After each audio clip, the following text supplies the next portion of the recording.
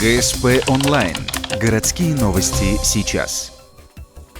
26 июня около 9 утра в дежурную часть поступил звонок о неадекватном водителе на темном Митсубиси. Горожане сообщили, автомобиль двигается со стороны аэропорта в город. На путепроводе патруль ГИБДД заметил подозрительную иномарку. Машину попытались остановить, но мужчина за рулем не подчинялся. Пришлось начать преследование.